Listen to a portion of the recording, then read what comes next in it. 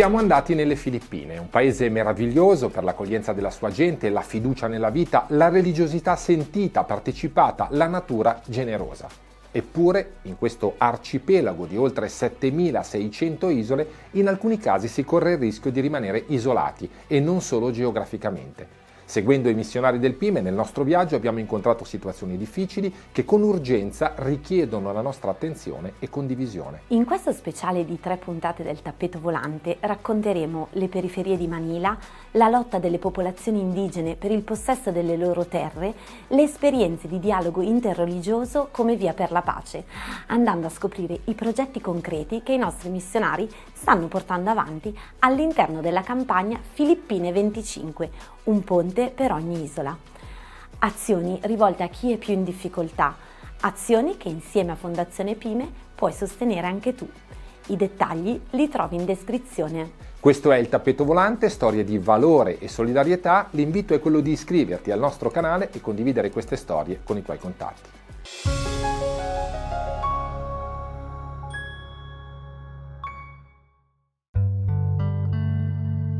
Il nostro viaggio inizia da Parañaque, nell'estrema periferia di Manila, un quartiere vicino all'aeroporto internazionale dove in aree, in teoria non edificabili, troviamo una distesa di baracche realizzate da migliaia di persone povere, che qui arrivano dalla provincia in cerca di fortuna e costruiscono nella zona il loro primo rifugio in lamiera.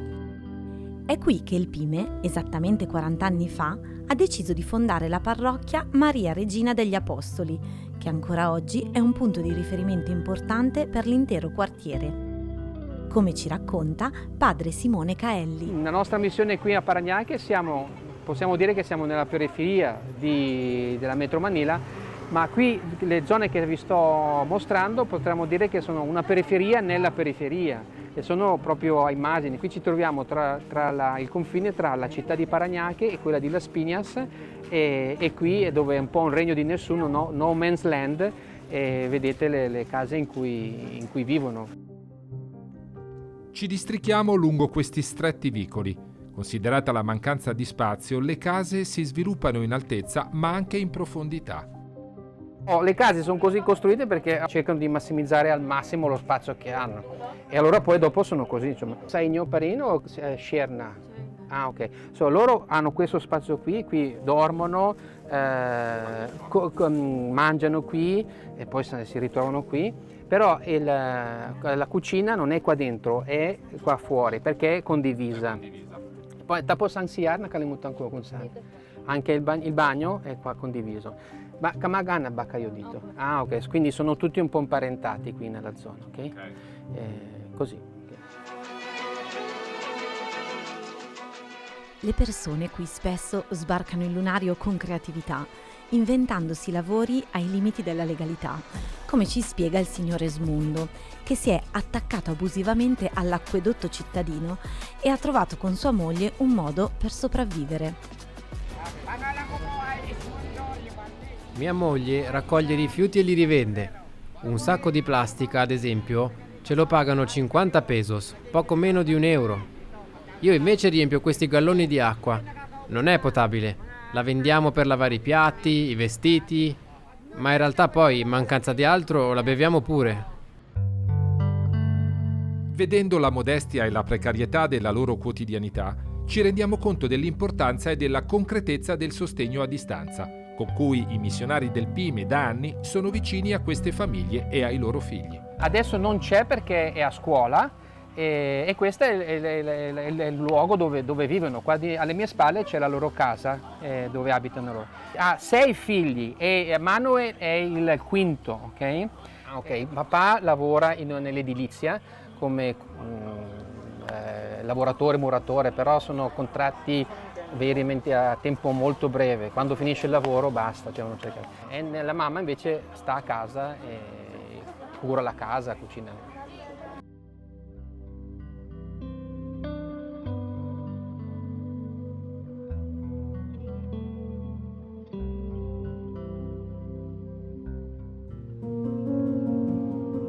Lungo la strada, un campo di basket, trasformato in tendopoli, attira la nostra attenzione.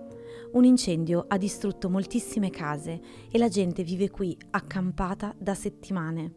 Carlos, uno degli sfollati, ci mostra la sua sistemazione.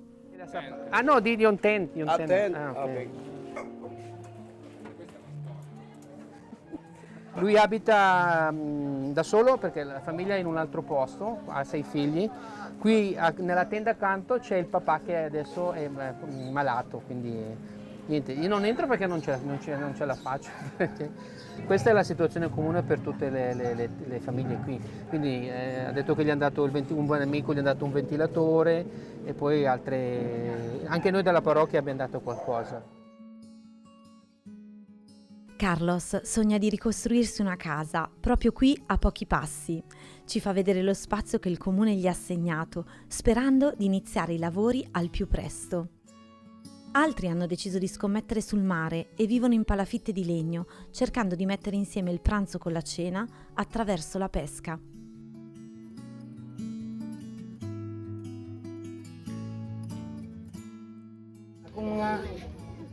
Ho 8 figli, 4 sposati e 4 non ancora, e per vivere faccio il pescatore. A volte la pesca è buona, altre volte no. Il pesce è molto diminuito vicino alla costa, credo per l'inquinamento, e bisogna andare sempre più a largo.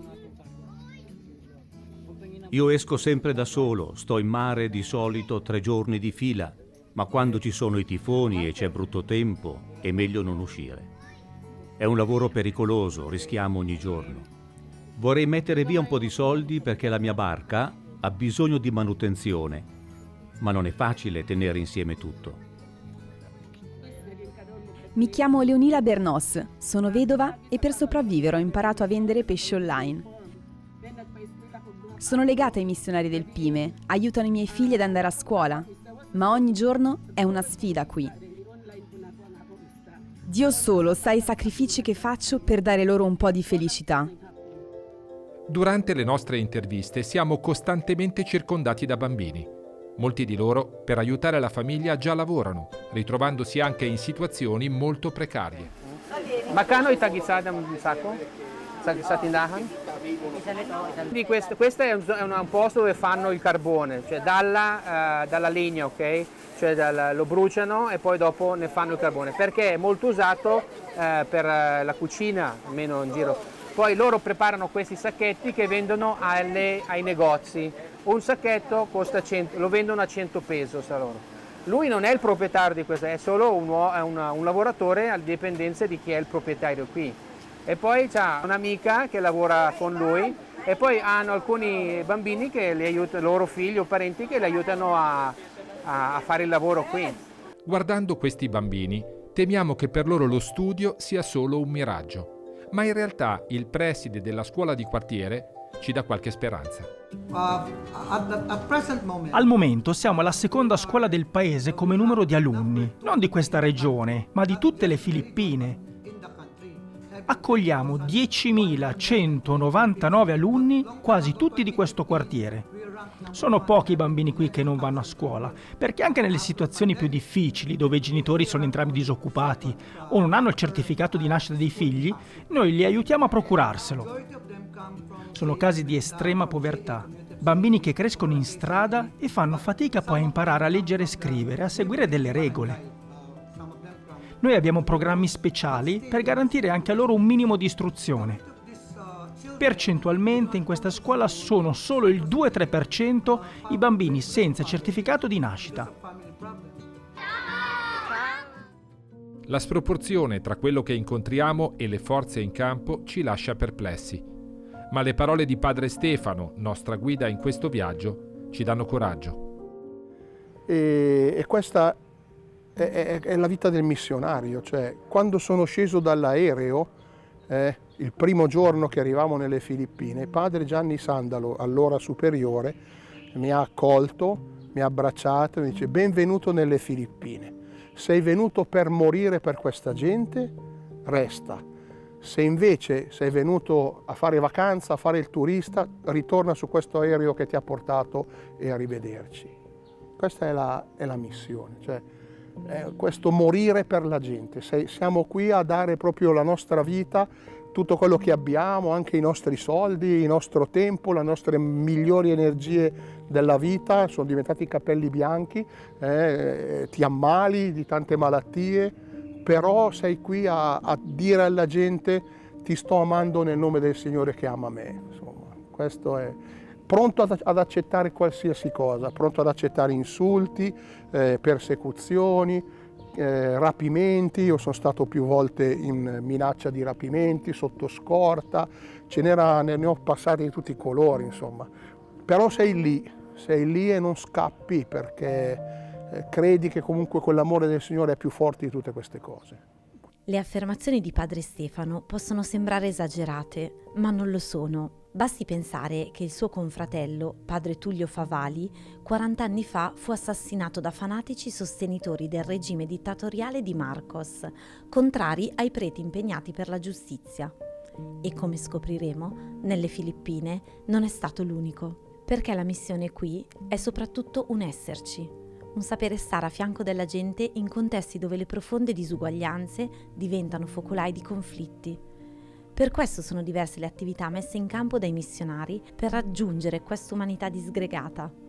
Oltre al programma di sostegno a distanza per garantire ai più piccoli il diritto all'istruzione, il PIME ha creato diverse mission station, presidi missionari dove si cerca di fare comunità.